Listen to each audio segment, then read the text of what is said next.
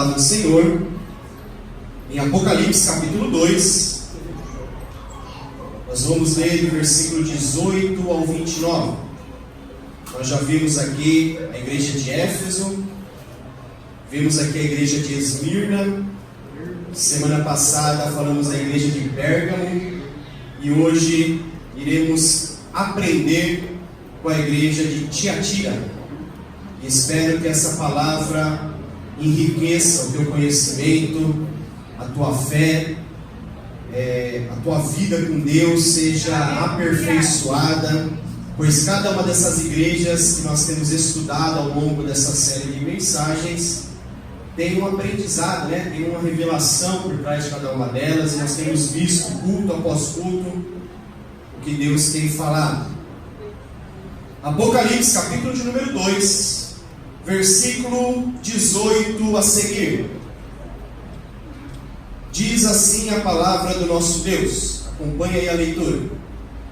E ao anjo da igreja de Tiatira escreve: Isso diz o Filho de Deus, que tem seus olhos como chama de fogo, e os pés semelhante ao latão reluzente.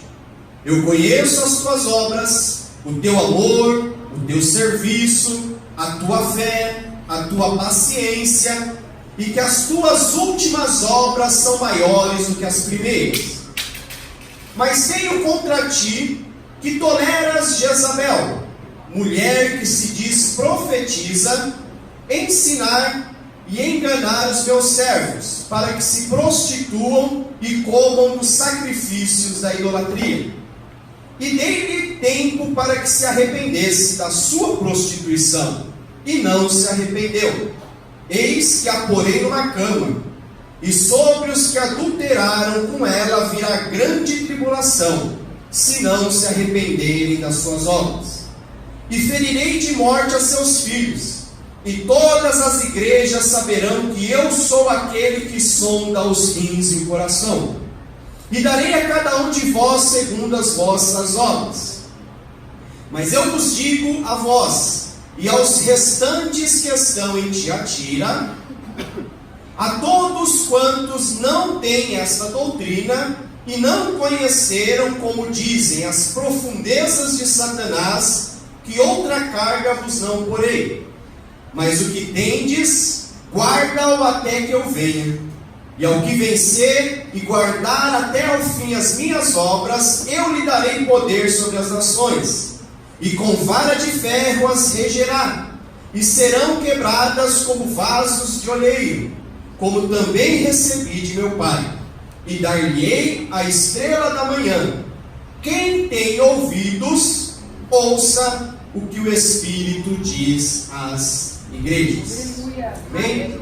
Feche os teus olhos, vamos orar ao nosso Deus.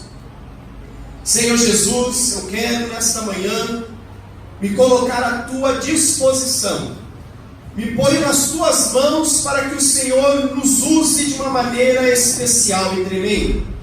Que de meus lábios, ó Pai, flua a palavra rema, a palavra viva, eficaz, a espada de dois gumes. Que o Senhor ministre sobre a tua igreja poderosamente nesta manhã, edificando-a, fortalecendo-a nesta caminhada. Senhor, quebra agora as barreiras, quebra agora os empecilhos, toda a resistência, toda a fortaleza do inimigo. Coloca agora toda a mente cativa ao Senhor, ó Pai. Abra agora a nossa compreensão, para que possamos ver com clareza, compreender aquilo que o Senhor tem para nós como igreja. Pai, que haja uma unção agora, uma unção capacitadora, uma unção que me faça ir além daquilo que eu creio poder fazer. Que o Senhor possa, Deus, fortalecer a tua igreja, e que através dessa mensagem, Pai, os corações sejam fortalecidos e sejamos ensináveis à tua presença. É que nós oramos agradecendo a Ti por esta manhã maravilhosa, em nome de Jesus. Glória a Deus. A igreja de Tiatira. Tiatira foi uma antiga cidade localizada na Lídia. Estava situada a caminho de Pérgamo e Sardes. Ela ficava entre, ou localizada a caminho dessas duas cidades. E atualmente na Turquia, ela ainda existe, mas mudou de nome. Hoje ela é chamada de Akhisar, a cidade de Akhisar na Turquia. A cidade de Tiatira, ela era conhecida pela sua produção de púrpuras. Púrpuras era uma espécie de tinta usada em tecidos, para colorir, para embelezar, para dar maior valor aos tecidos. Além da produção de púrpura, a cidade de Tiatira também se destacava pela confecção de roupas, pelos artigos de cerâmica e também de bronze que lá eram confeccionados. Tiatira, ela aparece na Bíblia no livro de Atos, pois ela foi a cidade natal de uma das servas de Deus, conhecida, chamada por Lídia também, vendedora de púrpura. Que lá em Atos capítulo 16, ela vai se tornar uma grande colaboradora do ministério do apóstolo Paulo. Então Paulo, quando passou pela cidade de Filipos, pregando o evangelho, teve um encontro com essa Lídia, que vendia púrpura, e através da vida dela, o evangelho também vai se espalhar. O evangelho vai tomar uma grande proporção. Porém, a cidade de Tiatira, como as outras cidades da época, ela também tinha os seus templos, os seus santuários a deuses pagãos. Entre eles, um templo ao deus Apolo e um templo também para a deusa Diana. A igreja de Tiatira, ela ficou conhecida como a igreja que relaxou espiritualmente.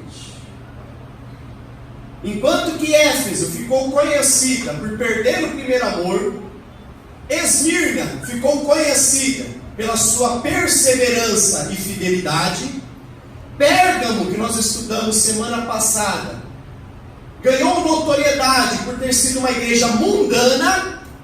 A igreja de Tiatira é conhecida como a igreja que relaxou espiritualmente. E isso é um assunto muito importante a se tratar dentro da igreja. Jesus disse que por se multiplicar a iniquidade, o amor de muitos se esfriaria. E essa frieza espiritual reflete um relaxo espiritual, onde a igreja precisa sempre se manter viva, sempre se manter acesa, aquecida. Mas fato é, e é uma verdade que iremos tratar nesta manhã, muitas das vezes nós somos relaxados espiritualmente.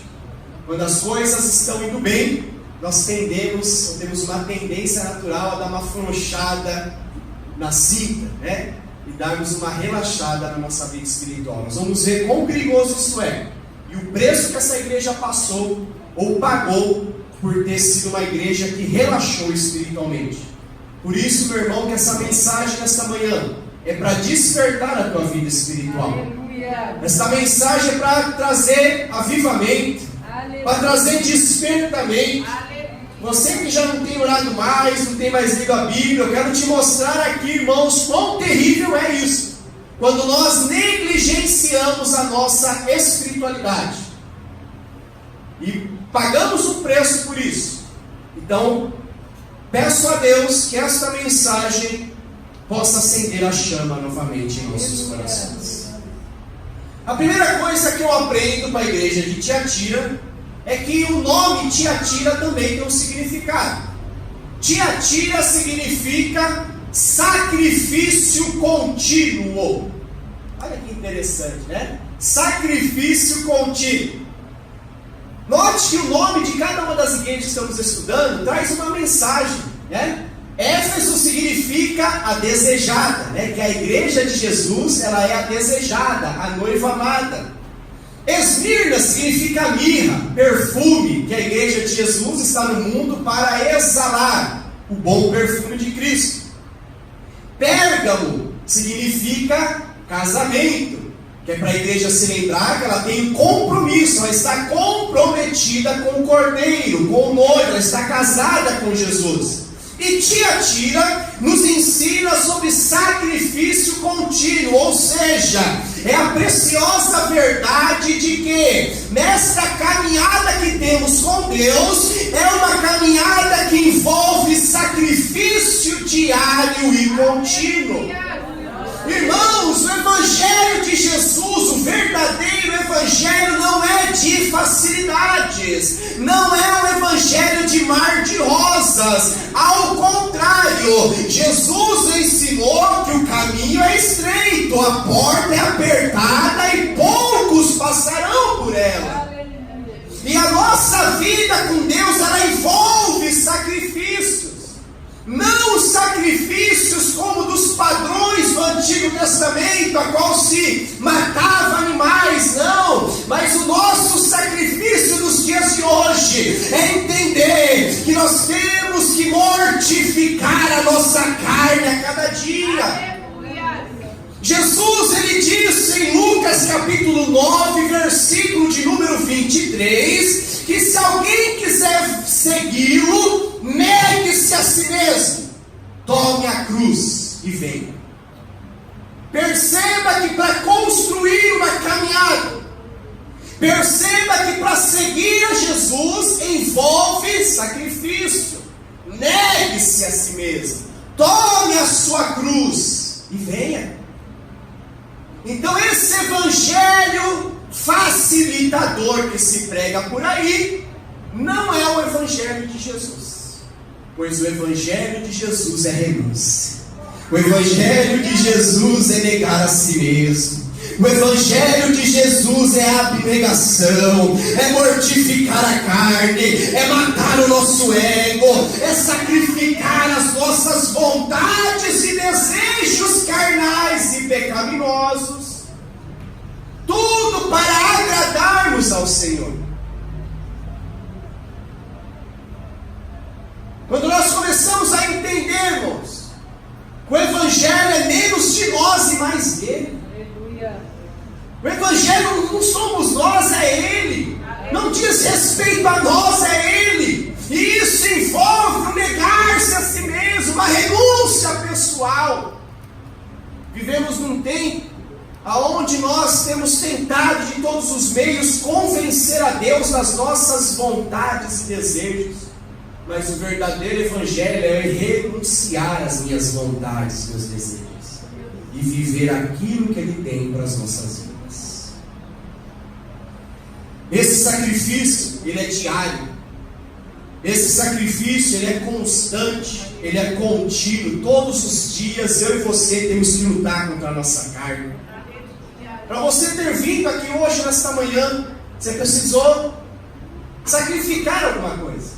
Você precisou mortificar, pôr a tua carne no lugar dela. Porque se dependesse da nossa carne, alguns de nós, 11h10 da manhã, estaríamos debaixo do cobertor. Muitos de nós ainda estaríamos roncando e babando em cima do travesseiro. Porque a nossa carne fala alto. Estaremos em casa, talvez assistindo uma Fórmula 1, mas vencemos a nossa carne. Negamos o nosso eu, matamos o nosso ego e sacrificamos para estarmos nessa manhã na presença do Senhor. Para estar aqui, você venceu as suas vontades, porque para muitos a vontade era de ficar em casa. Um dia chuvoso, um domingo triste, chuvoso como esse. A nossa carne, a nossa vontade era ter permanecido em casa. Mas nós vencemos a nossa carne. Por isso que Tiatira representa sacrifício contínuo. Romanos capítulo 12, versículo 1. Quero fazer até a leitura desse texto. Romanos 12, 1.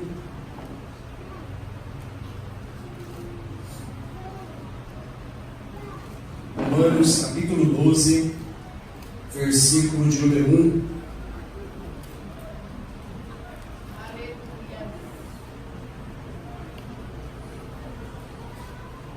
Olha só o que diz a palavra do Senhor. Romanos 12, 1. Rogo-vos, pois, irmãos, pela compaixão de Deus, que apresentei os vossos corpos em sacrifício vivo, santo e agradável a Deus, que é o vosso culto racional. Então a Bíblia diz que a nossa vida deve ser apresentada a Deus como sacrifício vivo, santo e agradável a Deus. Que possamos a cada dia nos esforçarmos para sermos esse sacrifício agradável, para sermos esse sacrifício vivo e santo na presença do Senhor. Quando falamos de sacrifício contínuo, falamos de vigiar e orar o tempo todo. Jesus já dizia isso em Mateus capítulo 26, versículo 41. Vigiai, pois, e orai, para não cair em tentação. A carne, o espírito está pronto, mas a carne é fraca. Então, irmãos, envolve um sacrifício diário, todos os dias, eu e você, negando a si próprio, se esvaziando, renunciando aos seus próprios desejos e vontades, para assim podermos agradar o nosso Deus. Sacrifícios diários que nós temos que ter, matando e mortificando a nossa carne. É entender aquilo que Paulo escreveu para a igreja de Corinto, na sua primeira carta, no capítulo 10, verso 12, onde ele diz: aquele, pois, que julga estar em pé, cuide-se para que não caia. Vigie e ore. Mortifique a tua carne. Não brinque com o pecado. Interessante que a Bíblia nos ensina que com relação ao diabo, nós devemos resisti-lo, nós devemos enfrentá-lo. Sujeitai-vos, pois, a Deus, resista ao diabo, ele fugirá de vós. Não deis lugar ao diabo. Eis que vos dou poder para pisar, em serpentes, escorpião e toda a força das trevas. Quando o assunto é diabo, a Bíblia fala para enfrentar, para encarar, para ir de frente com ele. Mas quando o assunto é carne, a Bíblia manda fugir. É interessante isso, né? Nós somos capazes de enfrentar o diabo, mas não somos capazes de enfrentar nossa própria carne. Quando o assunto é carne, pecado, vontade humana, a Bíblia diz para fugir. Foge da aparência do mal. Foge das paixões da mocidade. Lembra de José do Egito?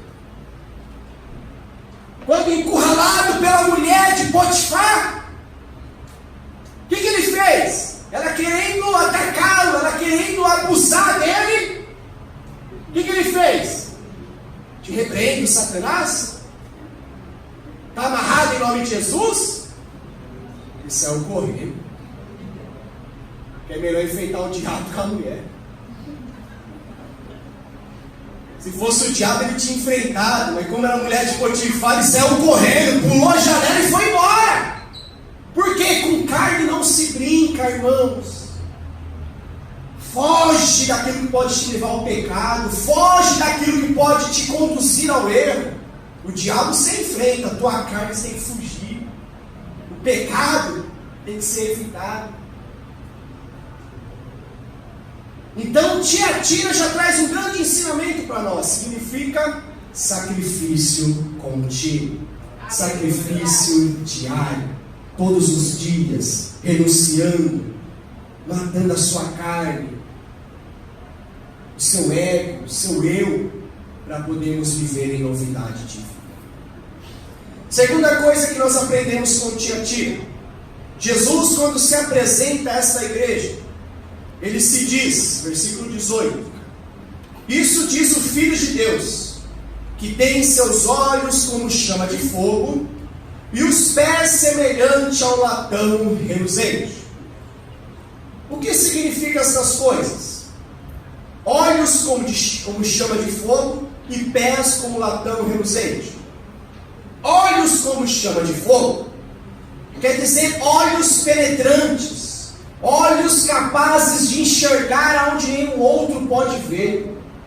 Irmão, Jesus, ele consegue ver coisas, perceber coisas. O olhar de Jesus em nós é um olhar profundo, enxerga dentro de nós. Aleluia. Consegue observar o dentro da nossa alma, do nosso espírito, do nosso intelecto.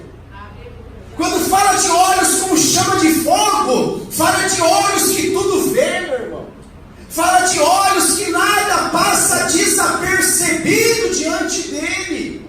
Nada fica oculto diante do Senhor. Tudo ele vê, tudo ele sabe, tudo ele percebe. Não tem como se esconder do Senhor. Não tem como fazer algo em oculto que Deus não possa ver. É por isso que no texto de Provérbios capítulo 15, versículo 3 vai dizer: e os olhos do Senhor estão em todo lugar, contemplando os bons e os maus. Então cuidado com onde você vai, cuidado com quem você anda, cuidado com quem você faz, porque os olhos do Senhor estão sobre as nossas vidas. Ele vê tudo, ele sabe tudo, e não tem como passar desapercebido ao olhar dele. Quando a Bíblia fala que Jesus, além de olhos de fogo, ele tem pés como latão reluzente. Latão reluzente na Bíblia é uma referência ao bronze polido. Então, polia-se o bronze e virava um metal reluzente. E bronze, dentro do contexto das Sagradas Escrituras, significa julgamento e poder. Ou seja, Jesus é aquele que tem poder e é aquele que exercerá juízo sobre a humanidade. Ele é o único que pode julgar.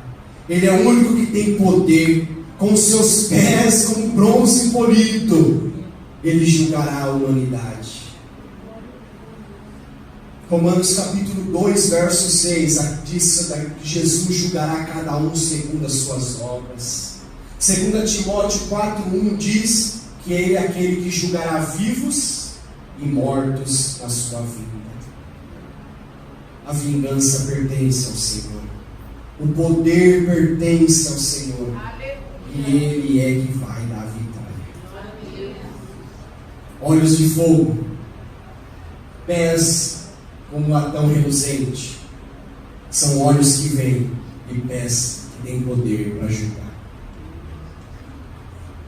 Quando nós começamos a entender essas coisas, nós começamos a perceber o quanto Jesus tem o domínio da situação, o quanto Ele está no controle de todas as coisas.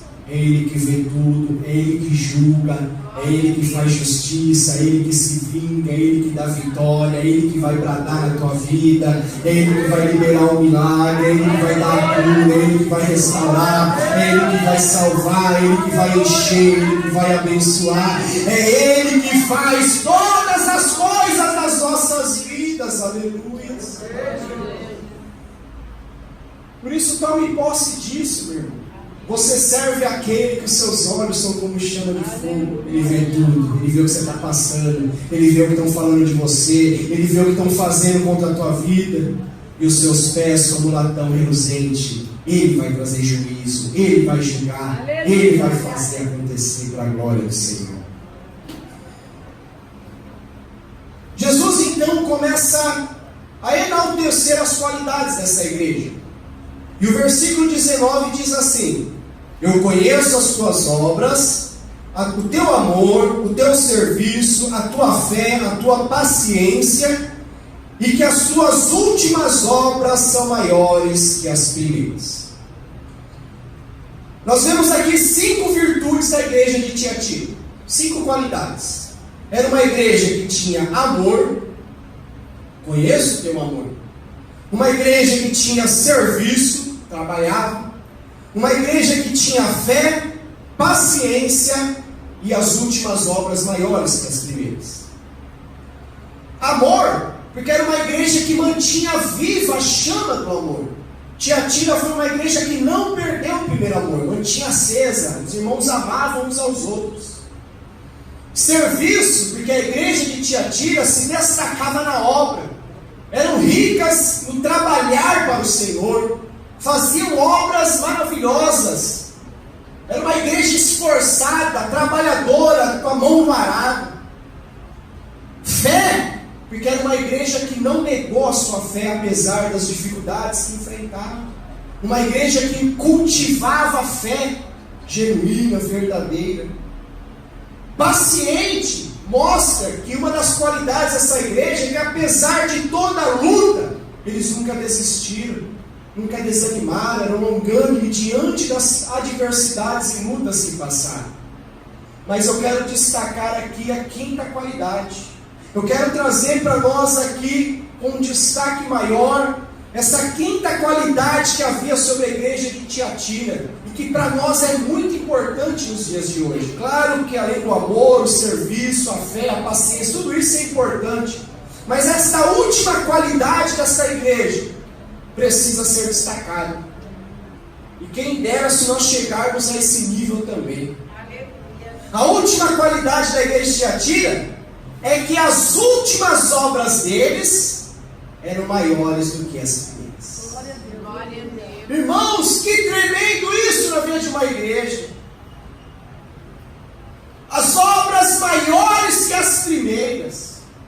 A igreja de Tiatira, eles estavam vivendo intensamente aquele versículo de 1 Coríntios capítulo 15, versículo 58, que diz: sede firmes, constantes e abundantes na obra do Senhor, pois dele vem o galardão. Aleluia. Então Paulo orienta a igreja de Corinto a ser firme, constantes e abundantes na obra, Glória a Deus. no servir a Jesus, no ministério, no reino. Precisamos ser firmes, constantes e abundantes. A igreja de Tiatira vivia esse versículo intensamente. Era uma igreja constante e abundante em suas obras para o reino. Uma igreja que não estacionou e nem se acomodou no que diz respeito à obra do Senhor. Uma igreja que ao longo do tempo suas obras só cresceram ao invés de diminuir. Diferente de muitos de nós, que quando começamos a nossa caminhada, a gente começa naquele primeiro amor, naquele fogo, naquela empolgação, temos 5, 6 ministérios, fazemos de tudo. Com o passar do tempo a gente vai esmorecendo, vai largando mão, vai abrindo mão das coisas. A igreja de Tiatira não. A Bíblia diz que as últimas obras deles eram maiores que as primeiras. Ou seja, foi uma igreja que só cresceu. Foi uma igreja que só se enriqueceu na obra. Foi uma igreja que aprendeu a fazer sempre mais e melhor. E aqui está uma coisa importante para nós: fazer sempre mais e melhor. Diga isso, meu irmão: faça sempre mais e melhor. Fala de novo, desculpe.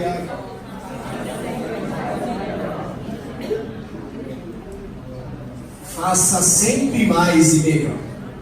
Faça sempre mais. Vai além do que te pediram. Ô, glória. Faça algo diferente. Às vezes nós somos disciplinados a fazer só aquilo, né? Se supere. A Bíblia fala de fazer proeza. Sabe o que é fazer proeza? Você ir além daquilo que foi pedido. Aleluia. Então Jesus disse assim: se alguém pedir para você dar uma milha, anda uma milha e 100 metros. Ou de 2 milhas, conforme ele orientou. Faça mais. Alguém te deu um tapa do lado? Ofereça o outro lado. Bata na cabeça também, dê um quadro. Claro que o que Jesus está querendo ensinar não é um apanhar em si, mas o princípio de se fazer a mais do que se pede, o princípio de se fazer além do que lhe é solicitado. Fazer só o básico já é bom, é regular, está na média. mas fazer além é superação. Ah, meu irmão, quando nós olhamos dentro de uma empresa, os funcionários se destacam, não são aqueles que fazem tudo certinho, são aqueles que fazem certinho e um pouco mais. E no reino de Deus nós precisamos ser assim, proativos, fazer o que nos cabe, se possível, e sempre é possível, um pouco mais, e mais além.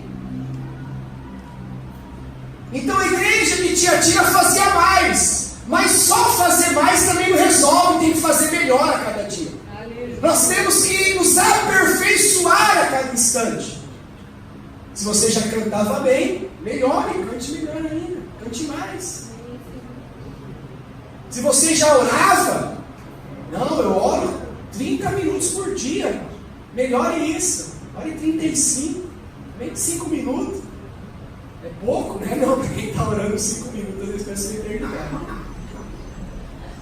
Você lê 2 versículos por dia, melhore isso. Lê 4, lê 6, lê um texto. Entenda que nós não podemos nos contentar com a medida que temos. Foi pregado isso, se não me engano, quarta-feira, né? Não se contentar com esse nível, porque Deus nos quer fazer voar como águias, chegar a lugares maiores, melhores, mas isso só faremos se nós entendermos que precisamos melhorar. Aleluia. Irmãos, sempre dá para melhorar. Ninguém chega no nível de excelência. Estamos caminhando para lá, mas ninguém chegou no nível de excelência. Dá para melhorar. Dá para ser uma melhor esposa, dá para ser o melhor marido, dá para ser o melhor pastor, dá para ser o melhor intercessor, dá para ser o melhor ser humano, dá para melhorar, irmão. A Bíblia nos ensina sobre aperfeiçoamento. O que é aperfeiçoamento? Processo de chegar à perfeição. Então a igreja de Tiatira era uma igreja que as suas últimas obras eram maiores que as primeiras. Se no começo eles eram bons, agora eles eram ainda melhores. Se eles ganhavam 2 vidas por culto, agora eles ganhavam 10. Então perceba que a igreja fazia mais e melhor. Fazer mais e melhor é o que nós chamamos de excelência. O que é fazer com excelência? Fazer mais e melhor. Deus espera um pouco mais de nós. A gente espera tanta coisa de Deus, né? E às vezes é difícil aceitar que Deus também espera coisas de nós. Tudo que você fez até hoje, Deus tem visto, tem reconhecido, tem se agradado. Mas faça um pouco mais. Vai um pouco além. Dê um pouco mais do seu tempo, da sua vida para o Senhor. E vou dizer, não é tempo jogado fora, é tempo investido no reino, na eternidade. Então Tiatira era uma igreja que tinha essas qualidades, essas virtudes. Tinha amor, tinha fé, tinha trabalho, serviço, tinha paciência, mas era uma igreja que, com relação à obra, eles não pararam, eles aumentaram, eles cresciam, eles melhoravam. Que isso possa estar sobre a igreja. Que esse ano seja o ano da gente fazer mais e melhor. Não que o que estamos fazendo seja ruim, não. Não que o que você fez até hoje, Jesus não se agradou, não, de forma alguma. Mas é um ano de excelência. É um ano de fazer mais e melhor. Que esse espírito de excelência esteja sobre a igreja, em nome de Jesus. Estava sobre Daniel, que possa estar sobre a igreja do Jardim Elton. Fazer mais e melhor. Não dá para ser a mesma coisa, não, porque a mesma coisa já não serve mais. Já ficou ultrapassado, obsoleto. Precisamos fazer mais e melhor. Agora entra o grande defeito da igreja. Jesus agora vai tratar do problema da igreja de Tiatira. E que problema, né? Como eu vos disse na introdução da mensagem, Tiatira ficou conhecido como a igreja que relaxou espiritualmente. O versículo 20 nos diz: mas tenho contra ti que toleras Jezabel, mulher que se diz profetiza, que ensina e engana aos meus servos, para que se prostituam e comam dos sacrifícios da idolatria. Olha que contraste. Apesar da igreja de Tiatira ser uma igreja constante e abundante na obra, no entanto, eles relaxaram espiritualmente. Eram ricos de obra, mas estavam pecando na espiritualidade. Era uma igreja ativa no servir, mas fraca na sua conduta, nas suas convicções, na sua vida espiritual. Jesus disse que nesta igreja, a igreja de Tiatira, dentro da igreja, havia uma Jezabel atuando dentro da igreja. Olha que terrível isso. Jesus disse que dentro da igreja tinha uma tal de Jezabel. Não se sabe, segundo os pesquisadores, teólogos, estudiosos, não se sabe se Jezabel era o nome real dessa mulher. Seria muita coincidência, né? Tem uma mulher chamada Jezabel ali na igreja causando contenda. Então não se sabe se era o nome dela mesmo. O mais provável é que Jesus tenha usado esse nome para igualar as obras dessas mulheres, dizendo que aquela mulher dentro da igreja, as obras delas eram semelhantes, parecidas, iguais à da rainha Jezabel no Antigo Testamento. Essa seja talvez a interpretação mais correta. Mas existe a possibilidade de o nome dela ser Jezabel também, né? Nós não sabemos. Jezabel, do Antigo Testamento, junto com o rei Acabe, foram responsáveis pelo pior reinado que Israel conheceu. Jezabel, quando casou com o rei Acabe, ela se rebelou, mostrou as suas garras e passou a ser uma mulher dominadora, cruel, abominável. Rei Acabe não tinha voz ativa com Jezabel. Ele era, como diz a expressão, banana. E quem exercia autoridade na casa dele era ela. Quem manipulava era ela. Quem mandava era ela. Então Jezabel, através da sua maldade, ela conseguiu contaminar Israel naqueles dias. Ela conseguiu introduzir no meio do povo idolatria, que eram os cultos a Baal, imoralidades sexuais, sacrifícios e comidas consagradas a ídolos que as pessoas precisavam comer, e vários outros tipos de situações que Jezabel conseguiu introduzir no meio do povo e contaminar Israel naqueles dias. E Jesus está dizendo que dentro da igreja de Tiatira havia uma mulher que fazia a mesma coisa. Que terrível isso. Mas isso não me causa estranheza, porque a Bíblia já dizia que nos últimos dias apareceriam falsos profetas, que o diabo tem poder para se disfarçar de anjo de luz e enganar até os escolhidos, que lobos vestidos de ovelhas se infiltrariam no meio do rebanho. Então essas coisas para mim não é novidade. No entanto, o que define a igreja de Tiatira como a igreja que relaxou espiritualmente não foi o fato de haver uma Jezabel ali na igreja, mas sim o fato da igreja tolerar. E esse é o mal da igreja: tolerar.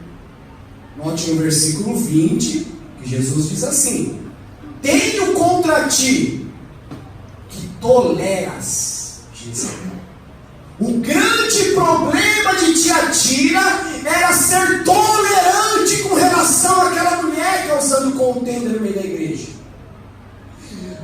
O grande defeito de Tiatira é se tornar uma igreja que tolerava aquilo que precisava ser tratado e repudiado. A palavra tolerar significa aceitar, significa consentir e permitir. Todas as vezes que eu e você toleramos alguma coisa, nós estamos aceitando aquilo, estamos consentindo e permitindo aquilo acontecer. E aí, por que Jesus trata isso na igreja? Porque quando a igreja de Jesus começa a tolerar, começa a aceitar e consentir, permitir coisas que o próprio Deus condena, é sinal que nós relaxamos espiritualmente.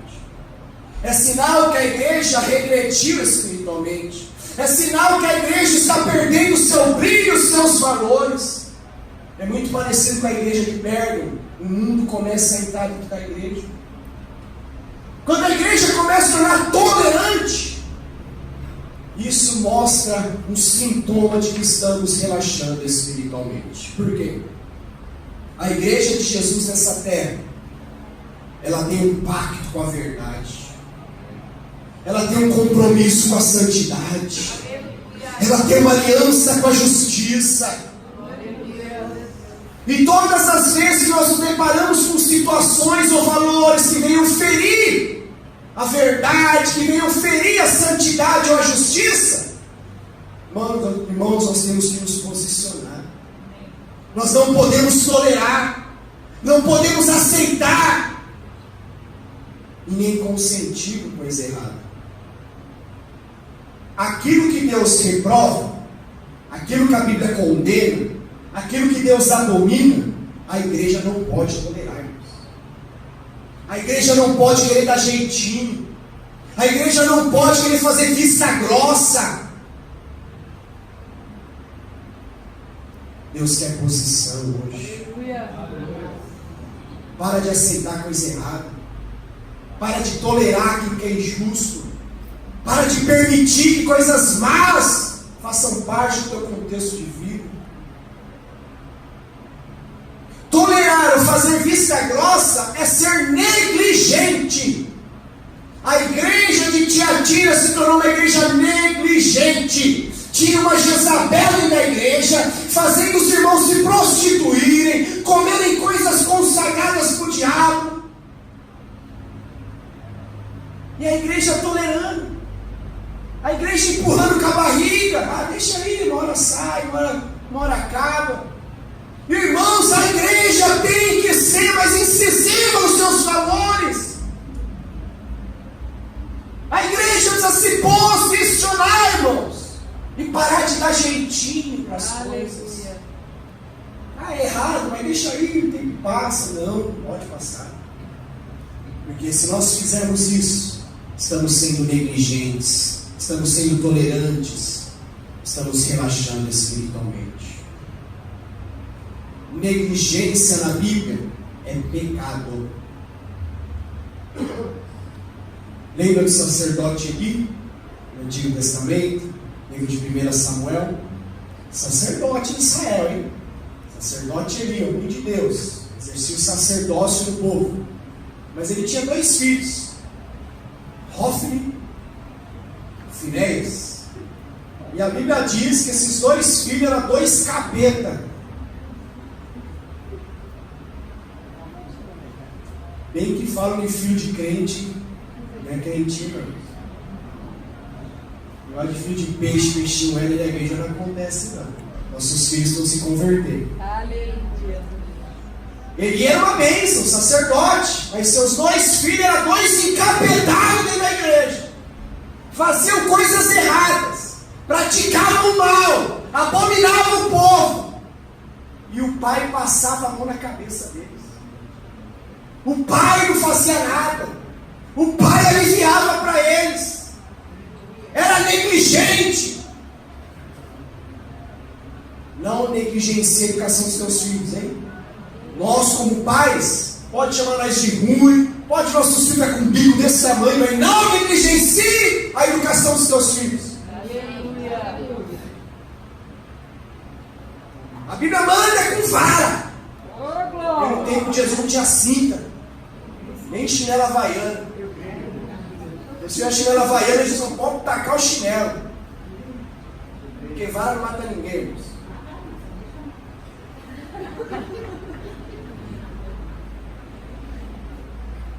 E hoje nós vivemos um tempo onde os filhos mandam os pais, onde filho dá tapa na cara de pai e mãe, onde filho responde para pai e mãe. Meu irmão, você aí que tem, não vou chamar você de velho nem velho,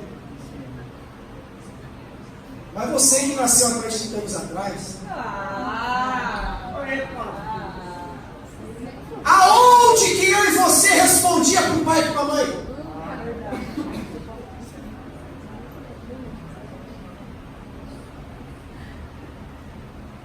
Meu irmão, se você tem dente hoje, você é prova viva que você não respondeu para o teu pai e para a tua mãe. Porque naquele tempo, irmãos, não era vara não, você tomava uma muqueca na orelha. Verdade. Eu ainda sou do tempo, não sou tão velho assim. Eu ainda sou do tempo que o professor entrava na sala, todos se levantavam. Quando o professor entrar na sala, não está nem aí para ele.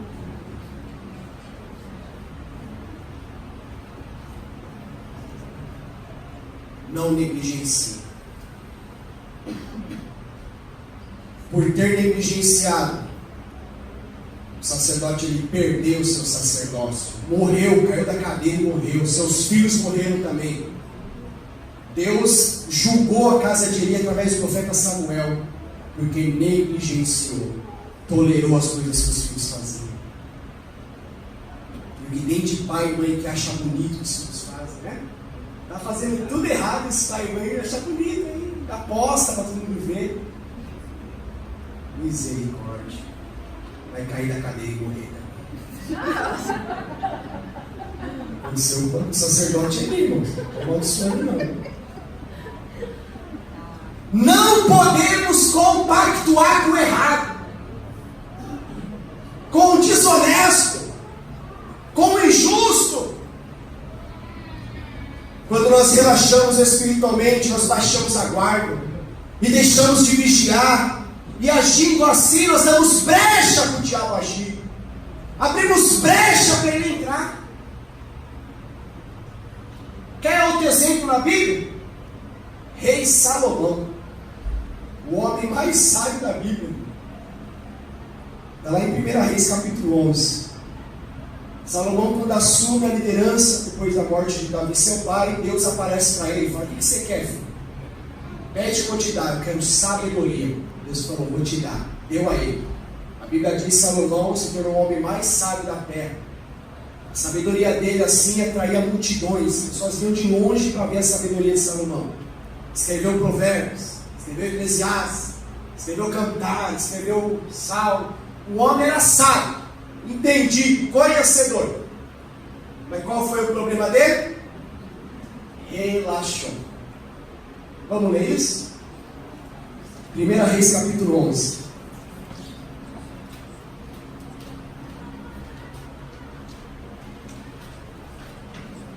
Primeiro livro de Reis, capítulo 11.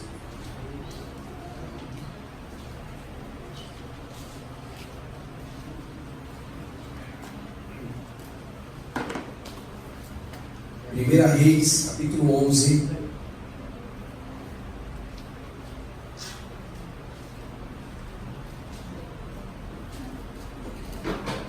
A partir do versículo 1, diz assim: ó, o rei Salomão amou muitas mulheres estranhas, e isso além das filhas de Faraó, Moabitas, Amonitas, Edomitas, Sidônias e Etéias, das nações de que o Senhor tinha dito aos filhos de Israel, para não se casarem com elas, e não entrarem a elas. De outra maneira perverterão o vosso coração para seguir a seus deuses. A estas se uniu Salomão com amor. Olha o harém desse homem aqui. Misericórdia. E tinha 700 mulheres, princesas, e 300 concubinas. E suas mulheres perverteram seu coração. Porque sucedeu que no tempo da velhice de Salomão, suas mulheres lhe perverteram seu coração para seguir outros deuses. E o seu coração não era perfeito para com o Senhor, seu Deus, como o coração de Davi, seu pai. Porque Salomão andou seguindo Astarote, deusa dos Sidônios, e seguiu a Milcom, a abominação dos amonitas. Assim fez Salomão que parecia mal aos olhos do Senhor, e não perseverou em seguir ao Senhor como Davi, seu pai. Relaxou espiritualmente. Salomão foi o homem mais sábio dessa terra, mas depois de velho relaxou. Irmãos, cuidado. Principalmente eu e você que temos tempo de igreja. O tempo de igreja tem que produzir em nós maturidade, fé, constância e não relaxo. Porque tem muito crente velho de igreja que está relaxando espiritualmente. Já vi de burro, já fui, aproveito. Não, irmão, obrigado. Deus tem sempre mais para as nossas vidas. 700 mulheres. Misericórdia. E é o homem mais sábio da Bíblia. Sábio sou eu que tenho uma só. Eu que sou sábio. Imagine 700 mulheres indo fazer o cabelo. Haja cartão de crédito. Dia dos namorados, esse homem faria, irmão. É doido. Mas a Bíblia diz que ele se deixou levar, se influenciar, cedeu, relaxou espiritualmente. Outro exemplo, Sansão. Lembra de Sansão? Tinha voto de nazireu. Não podia cortar o cabelo, não podia ter contato com coisas mortas, não podia ter contato com vinho ou com produtos derivados da uva. De repente ele foi relaxando. Um homem que não podia ter contato com a uva gostava de andar no meio das figueiras. Um homem que não podia ter contato com coisa morta, comendo mel que foi produzido por uma colmeia dentro de um cadáver.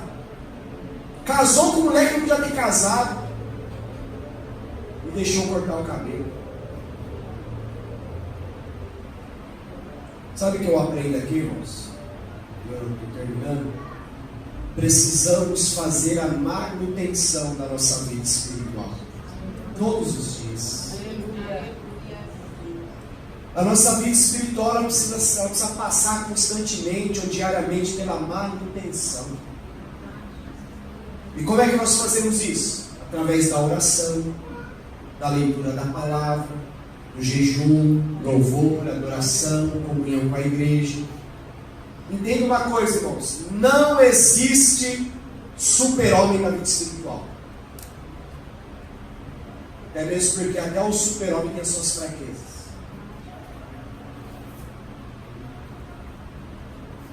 Eu li uma frase que diz assim: a parte de Deus é derramar fogo, mas manter o fogo aceso é função nossa.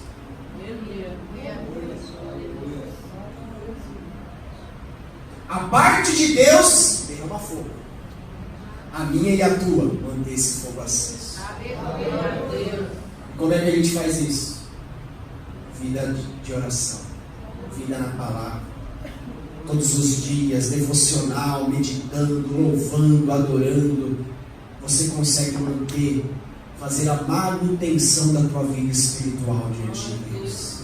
Irmãos, que nós não sejamos como a igreja de Tiatira, uma igreja que relaxou espiritualmente, parou de orar, parou de ler Bíblia, começou a tolerar certas coisas, Que nós possamos ser a igreja de Jesus nos dias de hoje, a igreja que não tolera o errado, a igreja que não tem pacto com a maldade, a igreja, meu irmão, que não aprecia o mal, a igreja que se posiciona, a igreja que tem pacto com a santidade, com a obediência, a igreja que tem sim obras, que tem sim fé, mas também tem vida com Deus, porque não adianta muitas obras como Tiatira tinha, se não tinha essência, se caíram no erro, se deixaram a vida espiritual morrer. Meu irmão, não adianta fazer muito para o reino e perder a sua própria alma. Nós temos que entender que precisamos manter a chama acesa a cada dia, manter uma saúde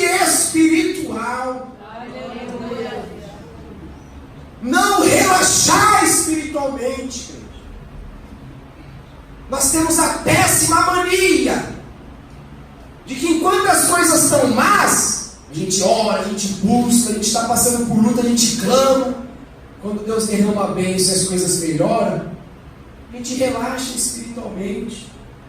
Já recebi minha bênção, não preciso mais orar, não preciso mais buscar como eu estava buscando antes. Irmãos, mantenha uma constância na vida espiritual. Ore mais e melhor. Faça mais e melhor. Eu tenho certeza que Deus vai agradar nas nossas vidas. Concluo a minha mensagem dizendo, versículo 25: mas o que tens, guarda até que eu venha. O que é que você tem, meu irmão? O que é que Deus te deu? Conserve isso. Guarde isso. Guarde a tua simplicidade, guarde a tua sinceridade, guarde a tua humildade. Versículo 26: ao que vencer. Ao que vencer é uma ordem, ao que vencer é um objetivo, ao que vencer é uma condição que nós precisamos entender, meu irmão. É ir até o fim, é não desistir, é não desanimar. Versículo 28: dar-lhe-ei a estrela da manhã. A estrela da manhã é Jesus, a estrela da manhã é Cristo, que é o nosso grande maior prêmio na eternidade. Ah, meu irmão, é o prêmio para aquele que vencer. O que eu aprendo hoje com Tiatira, e eu termino aqui. Igreja de Jesus, não vamos relaxar espiritualmente. Vamos fazer cada vez mais e melhor. Vamos manter a chama, porque Jesus está voltando. E nós precisamos manter a nossa posição diante do Senhor. Fique de pé em nome de Jesus.